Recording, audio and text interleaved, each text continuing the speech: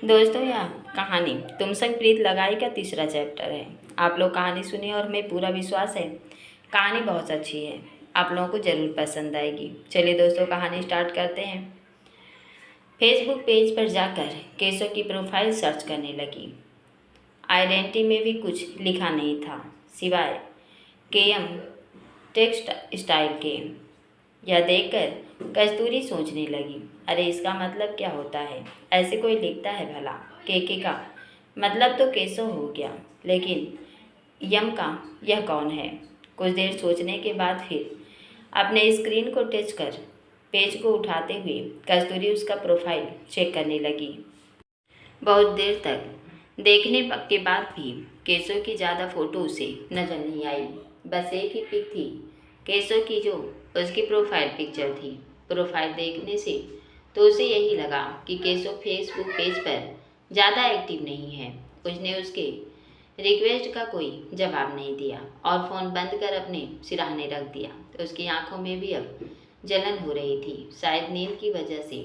तो उसने अपनी आंखें मूंद ली, लेकिन दिमाग कहाँ सो पा रहा था। वो बहुत देर तक केशव के बारे में सोचते सोचते उसके दिमाग भी थक हार कर सोने लगी। थोड़ी ही देर में कस्तूरी की आंख लग चुकी थी। इधर रंजना मौके की तलाश में थी। रामचरण शर्मा अपने बेटे के विदाई के बाद आपके कमरे में बैठकर रजत को कुछ हिसाब किताब समझा रहे थे। उन्हें अकेला देखकर तभी उनके दरवाजे पर आकर रंजना बोली, भाई साहब। रंजना जी को रामचरण शर्मा भाभी जी कहकर संबोधित करते हैं और उनका आदर भाव व्यक्त करते हुए हमेशा उनके सामने इज्जत से पेश आते हैं। रंजना जी को अपने दरवाजे के चौखट पर देखकर रामचरण जी आगे बढ़कर कहे, अरे भाभी, आप यहाँ? कुछ भूल हुई क्या हमसे? रामचरण जी को लगा कि शायद इस शादी में मशगूल होने के कारण वो ठीक से उनका ध्यान नहीं रख पाए, इसलिए कुछ कहना चाहती हैं उनसे। इसी कारण वह उनके कमरे तक आई हैं रंजना जी। रंजना जी भी कमरे में प्रवेश करते हुए कहती हैं, नहीं भाई साहब, ऐसी बातें कर हमें छोटा मत कीजिए। रामचरण जी कहते हैं, दरअसल भाभी, बिटिया की शादी में मशगूल होने की वजह से आपसे और केशव से ठीक तरह से बात नहीं हो पाई। आपको कुछ कमी तो नज़र नहीं आई ना भाभी जी? रंजना जी कहती हैं, भाई साहब, आप एक बेटी के बाप हैं, मैं आपका हाल समझ सकती हूँ। 2 साल पहले ही तो बेटी की भी विदाई हुई है। आपकी व्यस्तता को समझ रही हूँ। रामचरण जी भाभी जी को आश्वासित करके कहते हैं, भाभी, आपने पहली बार दीपक को देखा, आपको पसंद तो आया ना वो? रंजना जी कहती हैं, लड़का तो मुझे अच्छा लगा भाई साहब, आप बेकार में फिक्र कर रहे थे। रामचरण जी ने अंजलि के ब्याह के बारे में रंजना जी को बताया था। यह भी बताया था कि उन्हें यह रिश्ता कुछ खास पसंद नहीं है, फिर भी बेटी के आगे उन्हें झुकना पड़ा। रामचरण को बातें करते देख रजत, जो खड़ा वहाँ उनकी बातें सुन रहा था, कहता है, भाई साहब, आप बात कीजिए, मैं नीचे का काम संभाल कर आता हूँ। रामचरण ने उन्हें सहमति दे दी और वो नीचे चला गया। रजत ना तो रंजना जी को जानते थे और न ही रंजना जी रजत को जानती थी, लेकिन केशव के लिए कस्तूरी की खोजबीन में उसे पता चल गया था कि रजत की बड़ी बेटी ही कस्तूरी है। रजत के जाने के बाद रामचरण जी कहते हैं, भाभी, कुछ कहना है क्या आपको? रंजना जी कहती हैं, भाई साहब, एक रिक्वेस्ट लेकर आई हूँ आपके पास। रामचरण जी कहते हैं, क्या बात है भाभी जी? आप किसी बात को लेकर परेशान हैं क्या? रंजना जी कहती हैं, भाई साहब, आप तो मेरे परिवार को अच्छी तरह से जानते हैं। केशव भी आपकी नज़रों के सामने ही बड़ा हुआ है। रामचरण जी कहते हैं, हाँ भाभी जी, मैं यह सब जानता हूँ, लेकिन आज यह सब बताने की आपको ज़रूरत क्या पड़ गई? रंजना जी कहती हैं, भाई साहब, केशव। रामचरण जी कहते हैं, क्या हुआ केशव को? भाभी जी, कुछ हुआ है क्या? रंजना जी कहती हैं, भाई साहब, मैं केशव के लिए आपके ही खानदान की एक लड़की का हाथ मांगना चाहती हूँ। आप प्लीज मत कीजिएगा, क्योंकि केशव को पहली दफ़ा कल एक लड़की पसंद आई है। और वो? रामचरण जी कहते हैं, और वो कौन है भाभी जी? रंजना जी कहती हैं, और वो आपके छोटे भाई की बेटी कस्तूरी है। रामचरण जी के चेहरे के भाव एक पल के लिए थोड़े से ठहर गए थे, क्योंकि केशव उनकी पहली पसंद थी। लेकिन जब अंजलि का ख्याल आया कि वो तो ब्याह कर दूसरे के घर चली गई है, तो यह सोचकर उनके चेहरे के भाव में थोड़ी नरमी आ गई थी। रंजना जी रामचरण जी के चेहरे के भाव को आते जाते देख रही थी। रंजना जी कहती हैं, क्या हुआ भाई साहब, किस सोच में पड़ गए आप? क्या आपको एतराज़ है इससे? रामचरण जी कहते हैं, अरे नहीं भाभी जी, इतनी सी बात थी और मैं तो आपके बातों से थोड़ा घबराने लगा था। रंजना जी बिना समय गंवाए कहती हैं, तो मैं आपका जवाब क्या समझूं भाई साहब? दरअसल भाई साहब, कल केशव ने खुद कस्तूरी को पसंद किया था। कस्तूरी उसके जीवन की पहली लड़की है भाई साहब, और वो उससे शादी की इच्छा रखता है। मैं उसकी यह इच्छा को पूरी करना चाहती हूँ भाई साहब, क्योंकि कस्तूरी मुझे भी घरेली और सुशील लगी। रामचरण जी कहते हैं, भाभी जी, कस्तूरी मेरे छोटे भाई रजत की बड़ी लड़की है। अभी जो यहाँ खड़ा था वो मेरा छोटा भाई रजत है। रंजना जी कहती हैं, जी, इस शादी में आकर आपके परिवार को थोड़ा बहुत जान रही हूँ। रामचरण जी कहते हैं, भाभी जी, केशव को मैं अपना ही बच्चा समझता हूँ, मुझे तो कोई एतराज़ नहीं है, लेकिन मुझे यह बात छोटे भाई को बतानी होगी। लेकिन फिर भी मैं आपसे कहना चाहता हूँ कि मेरा छोटा भाई मेरी बात को टालेगा नहीं। फिर भी मैं उनसे एक बार पूछना चाहता हूँ। रंजना जी कहती हैं, जी भाई साहब, मैं जानती हूँ और आपको उनसे बात करने का पूरा अधिकार है। रामचरण जी कहते हैं, लेकिन भाभी जी, आपको परेशान होने की ज़रूरत नहीं है, यह शादी होगी, वादा है आपसे। रंजना जी कहती हैं, लेकिन भाई साहब। रामचरण जी कहते हैं, क्या हुआ भाभी जी, किस सोच में पड़ गई आप? रंजना जी कहती हैं, भाई साहब, केशव किस हाल में बड़ा हुआ है यह आप जानते हैं, आपसे कुछ छिपा भी नहीं है। कम उम्र में ही बड़ी जिम्मेदारी उसे उठानी पड़ी है, जिसकी वजह से उसकी पढ़ाई छूट गई थी। रामचरण जी कहते हैं, मैं तो यह बात जानता हूँ भाभी जी, लेकिन आप यह बात आज क्यों बता रही हैं मुझे? रंजना जी गंभीर स्वर में कहती हैं, भाई साहब, कस्तूरी आज की पढ़ी लिखी लड़की है, क्या वो तैयार होगी इस शादी के लिए? वो कॉलेज के फाइनल ईयर में है, जबकि केशव केवल 10वीं पास है। रामचरण जी कहते हैं, भाभी जी, मैं हूं ना, समझता हूँ आपके डर को। एक बाप अपने बेटे के लिए एक ऐसा पति ढूंढता है जो उसकी आंखों में कभी पानी ना आने दे। लड़के की डिग्री नहीं, उसकी काबिलियत और उसके व्यक्तित्व को देखता है। भाभी जी, आप इसकी चिंता न करें, केशव में सब गुण हैं जो एक अच्छे पति के पास होना चाहिए। रामचरण जी की बातें सुन रंजना जी को थोड़ा इत्मीनान हुआ। फिर भी अपने तरफ से रंजना जी कहती हैं, भाई साहब, आप यह बात उन्हें बता दीजिएगा। मैं नहीं चाहती हूँ कि शादी के बाद इस मुद्दे पर चर्चा हो। रामचरण जी कहते हैं, आप इसकी चिंता मत कीजिए भाभी जी, बस मुझे कुछ दिन का समय दीजिए, मैं आपको खबर करता हूँ। रंजना जी कहती हैं, ठीक है भाई साहब, आपके जवाब का इंतज़ार रहेगा, अब मैं चलती हूँ। रामचरण जी कहते हैं, इतनी जल्दी क्या है भाभी जी, शाम तक जाइए। रंजना जी कहती हैं, भाई साहब, मैं नहीं चाहती हूँ कि आप यह बात मेरे सामने रखें, उन्हें भी सोच विचार करने का समय दीजिए, मैं चलती हूँ। रामचरण जी कहते हैं, ठीक है, तब आपको मेरा ड्राइवर छोड़ आएगा। रंजना जी कहती हैं, भाई साहब, मैं चली जाऊँगी अकेले। रामचरण जी कहते हैं, नहीं नहीं, मेरा ड्राइवर आपको छोड़ आएगा। रंजना जी नीचे चली जाती हैं और रामचरण अपने ड्राइवर को फ़ोन कर देते हैं कि रंजना जी को उनके घर ड्रॉप कर दे। तभी रजत उनके कमरे में आते हैं। रामचरण जी अपने कमरे के सोफे पर बैठ जाते हैं और कुछ सोचने लगते हैं। केशव ने कस्तूरी को पसंद किया। कहीं न कहीं यह बात उन्हें खल रही थी, फिर भी अपने मन को एकाग्र करने की कोशिश करने लगे रामचरण जी। उनका यह सोचना उन्हें खुद ही ऊटपटांग लग रही थी।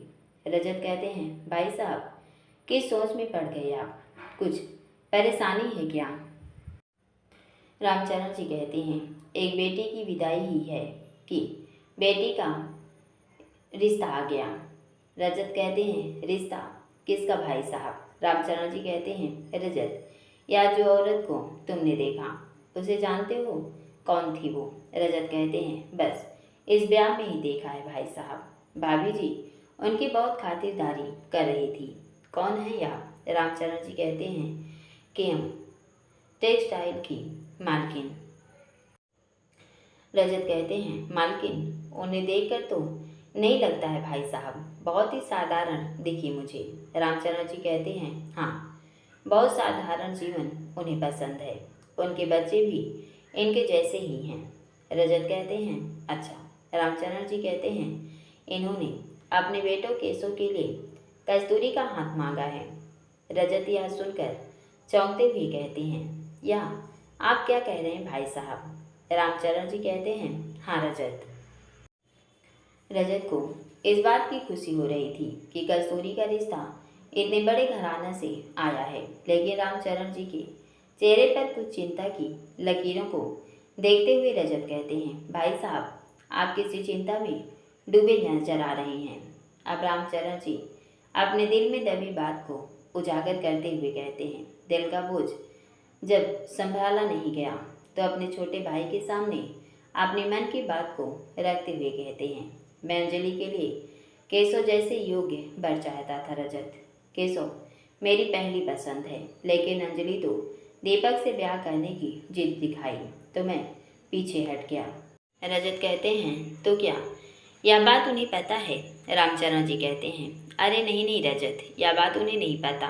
आज जब उनके बेटे केशव ने कस्तूरी को पसंद किया तो यह बात मैं दिल में न रख पाया और तुझसे कह दिया। रजत अपने मन के प्रश्न को अपने भाई साहब के सामने रखते हुए कहते हैं, क्या केशव कस्तूरी को पहले से जानता है भाई साहब? रामचरण जी यह सवाल सुनकर रजत की तरफ देखते हुए कहते हैं, नहीं, कल इस शादी में केशव ने कस्तूरी को देखा और अपनी माँ को यह बात बताया और सीधे प्रस्ताव रखा शादी का। रजत कहते हैं, तो हमें क्या करना चाहिए भाई साहब? रामचरण जी कहते हैं, क्या करना चाहिए का क्या मतलब है रजत? सामने से इतना अच्छा रिश्ता आया है तो तुम मुझसे आप भी पूछ रहे हो कि क्या करना चाहिए? रजत कहते हैं, नहीं भाई साहब, मेरा मतलब वो नहीं था। आप इस परिवार से अच्छी तरह वाकिफ़ हैं। आप जो फैसला करेंगे वो हमारे हित में ही होगा। जब आप अंजलि के लिए यह रिश्ता चाहते थे तो इसका मतलब ज़रूर लड़के में कुछ तो बात होगी, वरना यह लड़का आपकी पहली पसंद ना होता। रामचरण जी कहते हैं, रजत, मैंने तुमसे बिना पूछे ही उन्हें वचन दे दिया है, ठीक किया ना मैंने? रजत कहते हैं, भाई साहब, लेकिन रामचरण जी सीधे निशाना साधते हुए बड़ी बड़ी आंखों से उनके तरफ देखते हुए कहते हैं, क्यों, क्या हुआ? किस सोच में पड़ गए? रजत कहते हैं, भाई साहब, कस्तूरी से तो हमने पूछा ही नहीं। रामचरण जी कहते हैं, अब हमें उससे इजाज़त मांगनी पड़ेगी। रजत कहते हैं, नहीं भाई साहब, मेरा मतलब वो नहीं था। मुझे यह रिश्ता पसंद है, फिर भी अगर परिवार वाले सोच विचार कर लें तो बहुत अच्छी बात है। तभी पीहू हाथ में चाय लिए खड़ी आवाज़ सुन रही थी। रजत की नज़र जब पीहू पर गई, उसे देखकर बोले, पीहू वहाँ क्या कर रही है? भीतर आ। पीहू अपने पापा की बात सुनकर भीतर आती है। आपके और ताऊ जी के लिए चाय भिजवाया है माँ ने। रजत एक टेबल पर इशारा करते हुए कहते हैं, वहाँ रख दो। पीहू सामने टेबल पर चाय रख चली गई। रजत ने एक प्याला अपने हाथों में उठाया और अपने भाई साहब की तरफ बढ़ाया। भाई साहब ने चाय अपने हाथों में लेकर चुस्की लेने लगे। रजत कहते हैं, भाई साहब, आप लगता है किसी गहरी सोच में हैं। रजत रामचरण जी कहते हैं, रजत, केशव के पास सब कुछ है जो जिंदगी को खुशगवार करे, पर मैं जो बताना चाहता हूँ इसका मुझे कोई फर्क नहीं पड़ता है, लेकिन भाभी जी ने कहा है कि बात तुम्हारे सामने रखा जाए। रजत कहते हैं, क्या बात है भाई साहब, लड़का कहीं जुआरी और शराबी तो नहीं? रामचरण जी कहते हैं, लड़का हीरा है हीरा, बस एक कमी है कि उसकी पढ़ाई अधूरी रह गई है। केशव 10वीं पास है वो। फिर इसके पीछे का कारण रामचरण जी ने सब बता दिया रजत को। रजत शांतिपूर्वक रामचरण जी की बातों को सुनने लगा। सुनने के बाद उनके मन में कुछ अनबन शुरू हो गई, जो उनके चेहरे से साफ झलक रहा था, जिसे रामचरण जी ने नोटिस भी किया। रामचरण जी कहते हैं, का सोच में पड़ गए रजत। रजत कहते हैं, भाई साहब, आप कस्तूरी को अच्छी तरह जानते हैं, कहीं यह कमी सुन वो इनकार न कर दे। रामचरण जी कहते हैं, कस्तूरी के पास अगर इनकार की वजह है तो तुम यह भी भूल रहे हो कि अगर कहीं कस्तूरी की सच्चाई उनके सामने आ गई तो वो खुद यह शादी कैंसिल कर देंगे। तुम शायद कुछ भूल रहे हो रजत। अब रजत के चेहरे का रंग पूरी तरह उड़ चुका था। रामचरण जी कहते हैं, रजत, कमी अगर केसों में दिख रही है तो हमारी कस्तूरी भी कहाँ दूध की धुली है। रजत कहते हैं, भाई साहब, ये आप क्या बोल रहे हैं? आप भी जानते हैं सब सच्चाई, लेकिन क्या यह समाज मानेगा इस बात को? रजत ने अब कुछ नहीं कहा, जो यह साबित कर रही थी कि कहीं न कहीं वो अपने बड़े भाई साहब से सहमत हैं। रामचरण जी कहते हैं, क्या हुआ छोटे, क्या सोचने लगे? रजत कहते हैं, भाई साहब, तब तो यह बात कस्तूरी से छुपानी पड़ेगी, क्योंकि सच्चाई जानने के बाद तो कस्तूरी न मानेगी। रामचरण जी कहते हैं, अगर एक बात कस्तूरी से छुपा रहे हैं तो एक बात हम केशव से भी तो छुपा रहे हैं रजत। रजत कहते हैं, भाई साहब, यह गलत होगा अगर कभी सच्चाई सामने आ गई शादी के बाद तो तब का तब देखेंगे रजत। अभी यह रिश्ता मानने में ही भलाई है। घर की लड़की घर में ही रहेगी रजत, वहाँ मैं कुछ बात का मामला संभाल भी सकता हूँ। रामचरण जी ने कहा, मुझे तो कोई एतराज़ नहीं है भाई साहब, लेकिन एक बार कस्तूरी से बात करना चाहता हूँ। आप जानते हैं कि कस्तूरी, ठीक है, बता देना उसे। रजत कहते हैं, ठीक है भाई साहब। रामचरण जी कहते हैं, लगता है तुमने मेरी बात को समझा नहीं। रजत कहते हैं, क्या भाई साहब? रामचरण जी कहते हैं, मैंने कहा उसे बता देना, मतलब यह फैसला तुम उससे सुना देना। उसकी रजामंदी के लिए नहीं बोला है मैंने। केशव की माँ को मैंने जुबान दिया है। रजत फिर से सोच में पड़ गए। रजत को खामोश देख कमरे में उसे अकेले छोड़कर शर्मा जी अपनी श्रीमती के पास चले गए और उन्हें सारी बातें बताई। उनकी पत्नी को भी शर्मा जी का यह फैसला पसंद आया। शर्मा जी की पत्नी कहती हैं, यह आपने बहुत अच्छा किया जी, मुझे भी केशव बहुत भाता है जी। रजत भाई की तो लॉटरी लग गई, अच्छे पैसे वालों के घर से उनकी बेटी का रिश्ता आया है। शर्मा जी कहते हैं, सबसे बड़ी बात है शर्माइन जी कि लड़का जाना पहचाना है और अपने घर का है।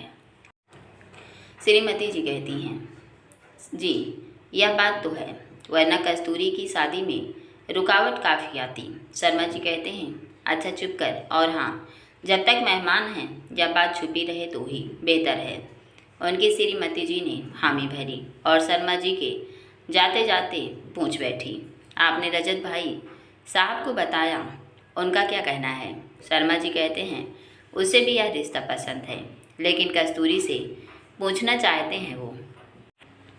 श्रीमती जी कहती हैं, भाई साहब का दिमाग खराब हो रखा है, जो अब भी कस्तूरी से पूछना चाहते हैं, उनकी मर्जी जानना चाहते हैं। सरला को बताया आपने? शर्मा जी कहते हैं, नहीं। श्रीमती जी कहती हैं, रहने दीजिए, मैं उनसे बात कर लूँगी। शर्मा जी यह सुन चले जाते हैं। इधर कस्तूरी अब भी इन सब से बेखबर होकर सो रही थी। अलसाई आंखों से जब उसकी नींदियाँ टूटी तो दोपहर हो चुकी थी। थोड़ा सा सिर उठाकर कमरे की खिड़की से नीचे देखी तो सभी रिश्तेदार अभी भी बातचीत में लगे थे। यह शादी का मौका होता ही ऐसा है कि जहाँ लंबे अरसे बाद परिवार एक दूसरे से मिल पाते हैं और बातचीत का सिलसिला जो चलते ही रहता है। कस्तूरी ने झुकी मार अब अपने पूरे कमरे की तरफ देखने लगी। अभी भी कमरा बिखरा पड़ा था। एक नज़र कमरे में घुमा कस्तूरी ने फिर आंखें बंद कर ली। यह पूरा कमरा तो उसे ही समेटना है, यह सोच सोच कर ही अब उसके बदन में फिर से दुखने लगा। लेकिन अब नींद गायब हो रही थी, क्योंकि भूख के मारे पेट में मरोड़ आने लगी। लेकिन बदन था जो अब भी बिस्तर के साथ लगे रहना चाहता था। तभी उसकी छोटी बहन पीहू आकर कही, अरे दी, कितना सोएंगी? 2-3 दफ़ा मैं आकर चली गई, लेकिन तेरी तो नींद ही नहीं खुल रही। कस्तूरी पलंग पे लेटे लेटे कहती है, क्यों, ऐसा क्या हो गया कि तूने मेरे पास आई? जहाँ तक मैं तुझे जानती हूँ तो अपने मतलब से ही काम रखती है। पीहू कहती है, छी छी दीदी, तू मेरे बारे में ऐसा सोचती है। कस्तूरी पीहू की तरफ देखकर हंसते हुए कहती है, तू न सच में नौटंकीबाज ही है। पीहू कस्तूरी के पास जाते हुए कहती है, और क्या, तो क्या तेरी तरह रहूं? तो क्या मैं तेरी तरह रहूं जो हर वक्त किताबों में खोई रहती है, हर काम परफेक्ट तरीके से तू देखती है? मैं तेरे जैसी नहीं रह सकती हूँ, पता है ना तुझे? कस्तूरी कहती है, अच्छा बाबा, तुझे मेरी तरह बनना भी नहीं है, तो ऐसे ही नौटंकी करते हुए ज़्यादा अच्छी लगती है, समझी? कस्तूरी के माथे पर हाथ रखते हुए पीहू कहती है, तू भी ना दी, मैं क्या बताने आई थी और क्या बातों में लगे हैं?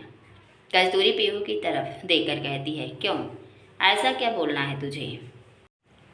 पीहू कहती है, अरे दी, तेरे रिश्ते की भी तो बात हो रही है। यह सुन अपनी भौहें सुखचाते हुए कस्तूरी उठकर बैठते हुए बोली, क्या बकवास कर रही है? पीहू खुश होकर बोली, हाँ दी, मैंने सुना है अंजलि दी के जाते न जाते अब तेरी भी बारी आ गई।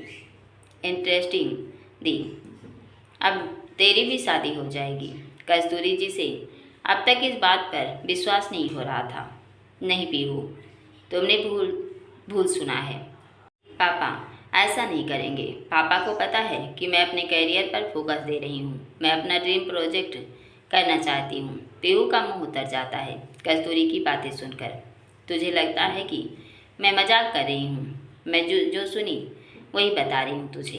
ताऊ जी ने खुद पापा को यह बात बता रहे थे। जब मैं वहाँ चाय लेकर गई तो मैंने सुना उन दोनों की बातें। कस्तूरी गुस्से से कहती है, तू चल निकल, अपने दूसरे काम पर ध्यान दे। पीहू कहती है, तू इतनी आग बबूला क्यों हो रही है? तुझे तो एक न एक दिन शादी करनी ही है। कस्तूरी तो अभी शादी का सोच भी नहीं रही थी, इसलिए पीहू की बात सुनकर दंग जरूर हो गई थी। लेकिन उसे अपने पापा पर पूरा विश्वास था कि पापा उसके साथ ऐसा नहीं करेंगे, उसकी भावनाओं को समझेंगे। पीहू, तू कुछ ज़्यादा बोलने लगी है, जरा कमरे की तरफ देख, सब बिखरा पड़ा है, उसे सिमट कर रख दे। मेरे बदन पर अब जोर नहीं है कि कुछ काम कर पाऊँ। कस्तूरी ने पीहू को आदेश के तौर से कहा। पीहू मुंह बनाते हुए यह सुनकर कहती है, मुझसे नहीं हो गया, मैं तो नीचे खेलने जा रही हूँ। कस्तूरी कहती है, एक थप्पड़ लगाऊंगी तुझे। हाथ तो हिलते नहीं, बस कान और जुबान चलते हैं तेरे। पीहू कहती है, भलाई का तो जमाना ही नहीं रहा। मुझे लगा अपनी शादी की बातों को सुन तू भी दूसरी लड़कियों की तरह खुश होकर शर्माएगी, लेकिन तू तो सच में लड़कियों वाले गुण नहीं है तुझ में। कस्तूरी यह सुनकर पीहू को मारने के लिए हाथ उठाई ही थी कि पीहू यह देखकर भागते हुए नीचे चली गई। कस्तूरी कहती है, बदमाश कहीं की। फिर कस्तूरी की नज़र बिखरे कमरे की तरफ गई। उसका आज मन नहीं हो रहा था कि वो नीचे जाए या इस कमरे की सफाई करे। उसका बदन फिर बिस्तर पर ढेर हो गए और वो फिर से लेट गई। तब तक नीसू भी आ गई। कस्तूरी के बाद ही नीसू थी, लेकिन पीहू सा बचपना उसमें नहीं था। कस्तूरी और नीसू बहन से भी ज़्यादा दोनों एक दूसरे के अच्छे दोस्त थे और दोनों ही अपनी सब बातें एक दूसरे को शेयर करते थे। नीसू सेकेंड ईयर में थी। कस्तूरी और अंजलि दोनों ही थर्ड ईयर के स्टूडेंट थे। निशु कस्तूरी की तरफ कुछ मिठाई बढ़ाते हुए कहती है, या ले, खा ले कुछ, सवेरे से यहीं पड़ी है। कस्तूरी उठने की फिर से कोशिश करते हुए कहती है, अरे यार, आज भूख ही नहीं लग रही, पूरा बदन जैसे टूट रहा है। निशु कहती है, तुम भी तो सारा दिन भाग दौड़ करती रही इतने दिनों से, यह तो होना ही था, चल कुछ खा लें। कस्तूरी तो खाना ही नहीं चाहती थी, लेकिन निशु ने जोर करके उसे खिला ही दिया। तभी निशु कहती है, सच बता, कल उस लड़के से क्या बातें चल रही थी तेरी? कल ही पूछना चाहती थी लेकिन पूछ न सकी। कस्तूरी कहती है, किसकी बातें कर रही है? निशु कहती है, देख, अब हमारा सीक्रेट कब से रहने लगी बातें।